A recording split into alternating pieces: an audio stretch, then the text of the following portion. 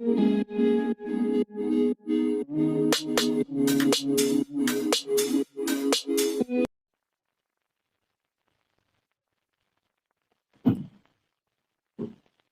लिया तुमने मुझे? अब पहचानने से कोई फायदा नहीं, मेरी शादी है। मुझे मालूम है। फिर तो आई। मोहब्बत का नाम लेकर जो तोहफा तुमने मुझे दिया था। शापित बंगला, जिसे खरीदते ही 3 एक्टर बने थे बड़े स्टार, फिर इसी आलीशान घर में तबाह हुई थी तीनों की जिंदगी।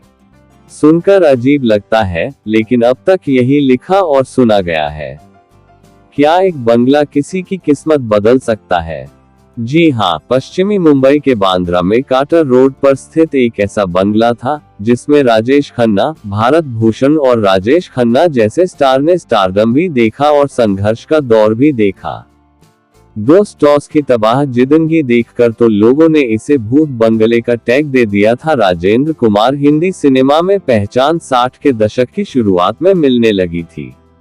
राजेंद्र कुमार ने मुंबई के काटर रोड पर अपनी एक फिल्म की फीस न लेकर डायरेक्टर से एक बंगला खरीदा था। इस बंगले में आने के बाद उनकी किस्मत चमक उठी थी।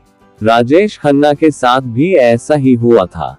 दोस्तों, वीडियो पसंद आया तो लाइक करें, चैनल को सब्सक्राइब करें, कमेंट करके बताएं आप कहां से देख रहे हैं। इतना ही नहीं, भारत भूषण की किस्मत भी इसी बंगले से चमकी थी। बाद में इसी बंगले में तीनों ने बर्बादी भी देखी। राजेंद्र कुमार ने साल 1957 में मदर इंडिया और 1959 में धूल का फूल। क्या लिख दिया आपने? लेटर नंबर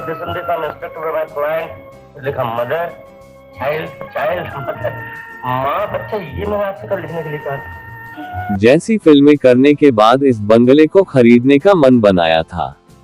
उन्होंने एक फिल्म के बदले फीस के तौर पर डायरेक्टर से ये बंगला खरीदा था। उस दौरान लोग इस बंगले को भूत बंगला कहकर बुलाते थे, लेकिन राजेंद्र कुमार ने इस बंगले का नाम अपनी बेटी के नाम पर डिम्पल रखा और पूजा पाठ कराकर वहां रहने लगे। तबाह हो गए थे भारत भूषण। राजेश खन्ना के बंगले आशीर्वाद के बारे में आपने कई किस्से कहानियां सुनी होंगी।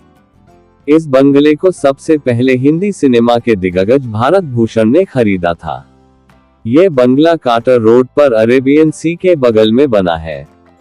इस बंगले में आने के बाद उन्होंने कई बड़ी फिल्में जैसे Baiju Bawra, Mirza Ghalib, gateway of India, Barsaat ki रात जैसी फिल्मों में काम किया।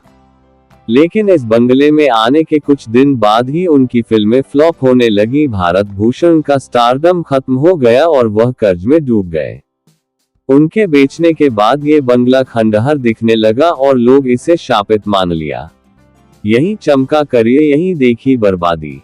साल 1960 में राजेंद्र कुमार ने इस बंगले के बारे में सुना और इसे खरीद लिया।